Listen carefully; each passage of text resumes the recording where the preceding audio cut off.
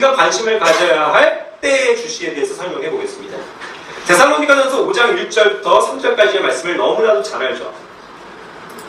그러나 형제들아 그때와 그 시기에 관하여는 내가 너희에게 쓸 필요가 없다는 얘기를 했습니다. 형제님들 여기서 오해하시지 말아야 할 건 그때와 시기에 관해선 내가 너희가 알 필요가 없다고 그랬습니까? 알 필요가 없어요? 알 필요가 없다고 쓴 게 아니고 쓸 필요가 없다는 거예요. 쓸 필요가. 그래서 바로 설명하잖아요. 왜? 그걸 나중에 주의 날이 밤에 도적같이 이루는 줄 너희 자신이 완전히 아느니라. 그 당시 성도들은요 바울의 가르침을 통해서 이것을 완전히 알았어요. 그렇기 때문에 쓸 필요가 없다는 거예요. 그 의미를 지금 얘기하고 있는 겁니다. 그때와 시기를 우리가 몰라도 된다는 걸 얘기하는 게 아니고 우리는 알 수밖에 없습니다. 나중에 설명하겠지만 우리 빛의 자녀들이기 때문에 그래요. 그리고 그들 주의 날이 지금 밤에 도적같이 이르는 사람들은 누굽니까? 신약 교회가 아니에요. 이거는 그들 환난 성도들이에요. 그들에게 임할 것은 주의 날이 밤에 도둑같이. 그래서 항상 밤은 신약 교회와는 상관이 없는 단어입니다.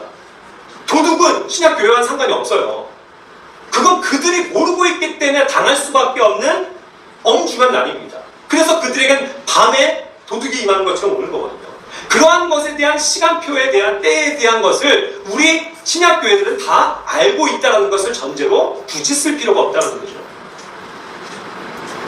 그래서 우리는 이 주의 날, The Day of the Lord라는 것에 대해서도 찾아볼 필요가 있습니다. 자, 그리고 이제 3절에서 결국 그 내용이 뭡니까? 그들이 평안하다, 안전하다라고 말할 때 그 고통이 임한다고 그랬잖아요. 그 갑작스러운 파멸이 그들에게 임한다고 그랬잖아요. 이것이 교회와 상관이 있습니까? 전혀 그렇지 않아요. 우리는 끝까지 안전합니다. 구원이 보장된 거예요. 우리에게 갑작스럽게 파멸이 임할 수가 없어요. 우리에겐 그런 고통이 임할 수가 없습니다. 그것이 주님께서 우리에게 베푸신 약속이에요. 그렇죠? 그러니까 여기에서도 그 때와 시기에 대해서 쓸 필요가 없다고 하면서 바로 for 2절에서 3절에서도 for 왜냐하면이에요. 왜냐하면 너네가 알기 때문이다라는 거거든요. 그러니까 우리는 두려워할 필요가 없다는 것입니다. 이 사실들에 대해서. 그래서 이제 The Day of the Lord 같은 경우는 결국 우리에게는요, 이 고린도전서 5장 5절과 고린도후서 1장 14절에 말하는 The Day of the Lord가 중요해요. 여기에 뭐가 붙어 있냐면 The Day of the Lord Jesus입니다. 주 예수의 날. 그렇게 표현할 수 있거든요. 그냥 주의 날이 아니고. 왜 그렇습니까? 예수는 우리의 구원이 되시기 때문입니다. 예수는 우리의 기쁨이 되시기 때문이에요. 그래서 예수님의 구원의 날, 기쁨의 날에 대해서 설명할 때 이 두 절이 사용합니다. 그리고 베드로후서 3장 10절에 천년 왕국이 끝나는 날에도 주의 날이 도둑같이 임하는 것이 옳은데요. 그것은 역시 그 땅에 거하는 백성들에게 천년을 살면서도 주님의 뜻 가운데 거하지 못한 사람들에게는 주의 날이 도둑같이 오기 때문에 이야기하고 있는 사건입니다. 우리 신약 교회와는 상관이 없다는 거예요. 그리고 또 The Day of the Lord 같은 경우가 이제 여기서 로드가 다 대문자인 그것은 구약에서 왜 그런지 아시죠? 예, 여호와 하나님을 뜻할 때 대문자 로드를 다 사용하는 겁니다. 그래서 그 내용은 뭐냐면 동일한 것인데 구약에서도 예언이 되어져 있다는 거예요. 뭡니까? 이것은 다 찾아오면 한결같이 하나님의 원수 갚는 날입니다. 이것은 심판의 날이라고 일컫는 거예요. 그래서 이사야서 2장 12절부터 쭉 제가 말씀 구절을 적어놨는데 나중에 한번 캡처를 해서 찾아보시기 바랍니다. 이건 다 뭐라고 부르냐면요, 파멸, 진노와 분노, 잔혹의 날, 원수 갚는 날, 엄숙한 날, 슬픈 날, 멸망의 날, 떨게 되는 날, 두려운 날, 판결하시는 날, 어둠의 날, 보응의 날, 잠잠해야 하는 날, 벌하는 날, 비통하게 부르짖는 날, 전쟁하는 날, 이교도들에게 심판의 날, 이와 같이 사용을 하는 것입니다. 자, 그러니까 이제 신약 교회에게는 안심한 상태에서 우리는 이 말씀을 감사함으로 받는 거죠. 그때와 시기는 무엇과 연관된 거냐? 이 말씀을 하기 전에 바로 이어졌었던 말씀이 뭐로부터 오냐면 데살로니가전서 4장 16절부터 18절이거든요. 우리가 그토록 사모하고 좋아하는 말씀. 우리가 하나님의 나팔소리와 이걸 듣고서 죽은 자들이 일어나고 살아서 남아있는 우리가 그들과 함께 구름들 속으로 채어 올라가 공중에서 주를 만나는 것 같습니다. 이게 뭐예요?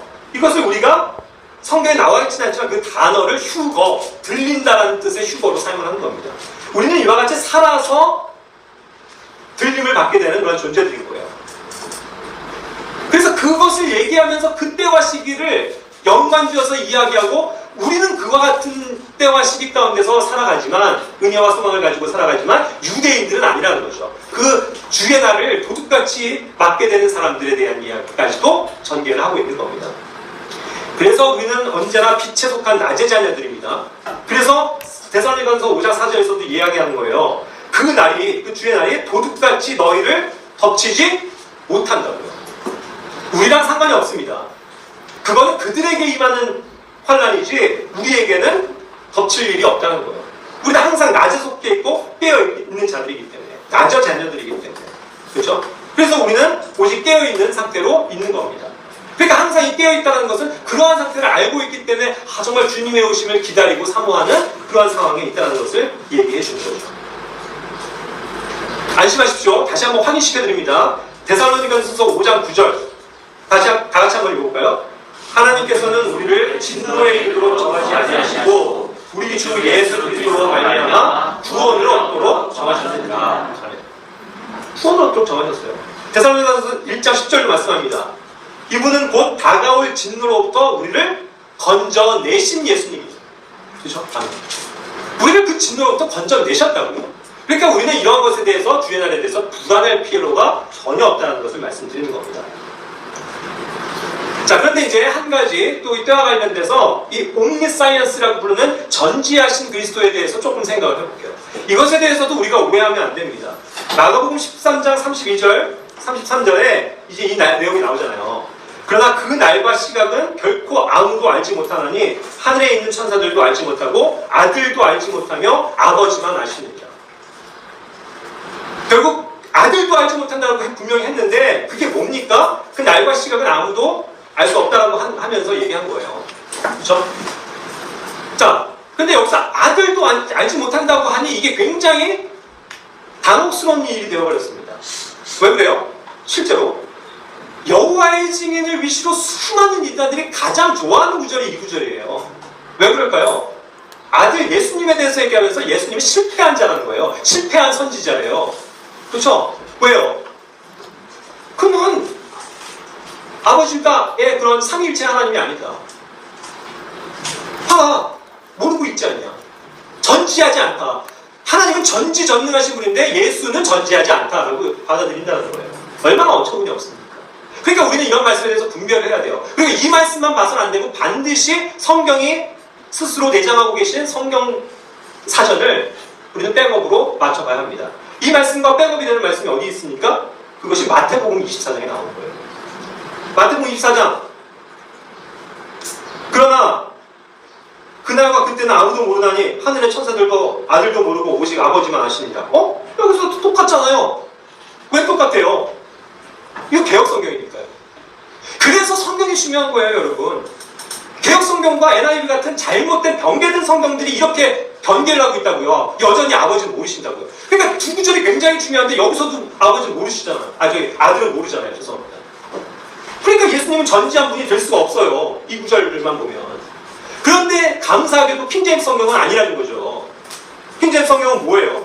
읽어보세요. 다 같이. 그러나 그날과 그 시각은 결코 아무도 알지 못하나니 하늘의 천사들도 알지 못하고 오직 내 아버지만 아십니다. 여기 아들이 모른다고 했어요? 그건 없어요. 아들 아세요. 그렇다고 하면 그럼 왜죠? 그래서 이게 우리가 성경을 백업해보고 맞춰보는 이게 굉장히 중요한 이유입니다.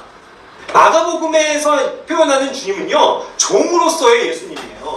그래서 종으로서 오셔서 아버지가 하라고 하는 것만 순종하시는 영역을 그런 관점으로 마가복음은 기술을 하고 있고요. 마태복음은 누구의 관점입니까?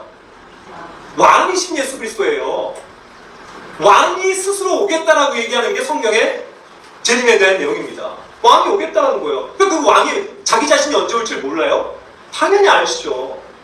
하나님 아버지로부터 왕권을 부여받으신 분인데, 그러니까 왕으로 오신 예수님은 당연히 이걸 아시는 겁니다. 관점이 그러한 거예요. 그러니까 꼭 이 말씀을 형제자매들은 기억을 하고 계셔야 됩니다. 그런 각종 이단들이 마가복음 13장 가지고 얘기할 때 우리는 마태복음 24장 말씀을 가지고 반박해야 되는 거예요. 자, 그러니까 결국 이 전지하신 그리스도 가운데서 하나님의 아들로서의 예수님을 다루고 있는 그런 요한복음에서 어떻게 표현할까요? 보세요. 그분께서 일들을 하시든지 이것들을 아들도 그와 같이 하느니라. 아버지가 하시는 거를 아들이 무조건 다 한다는 거예요. 다만 스스로 할 수 없다는 것은 역할이 다르기 때문이죠. 아버지로서의 역할이 있고 아들의 역할이 있기 때문에 스스로 하지 않고 아버지의 뜻대로 한다는 거잖아요. 그러나 아버지의 뜻 가운데 예수 그리스도께서 계시기 때문에 그분들은 동일한 겁니다. 삼위일체 하나님은. 그래서 아버지께서는 아들을 사랑하사 자기가 하는 모든 것을 그에게 보이신다고 말씀하신 거예요. 아버지께서 하시는 일을 아들이 모를 수가 없는 겁니다. 아버지께서 하시고자 하는 뜻을 아들에게 알려주세요. 그리고 그것을 그의 영이신 성령님도 당연히 아시죠. 그래서 우리는 삼위일체 하나님 모두가 한 분 하나님이시며 그분이 전지전능하시다는 것을 믿음으로 알 수 있는 거예요. 그래서 이것을 오해하시면 안 됩니다. 자, 그래서 어쨌든 이제 시간이 없는데 유대인들에게 이때와 시기는 깨어 있어야 된다는 것을 밤에 도둑같이 오니까요. 그래야 이제 이것이 언제 뚫리지 않을지를 알기 때문에 유대인들도 그것을 주시하고 있어야 된다는 말씀을 드리는 거고요. 그래서 이제 환난 성도들이 끝까지 깨어서 지켜봐야 되는 건 그들은 지상 재림하시는, 그죠? 다시 이제 그들의 땅에 오시는 예수님을 기다리고 지켜보고 있는 상태에 있다. 그러기 위해서 깨어 있어야 된다는 것을 그들과 관련돼서의 구절들은 설명하고 있다는 것이죠.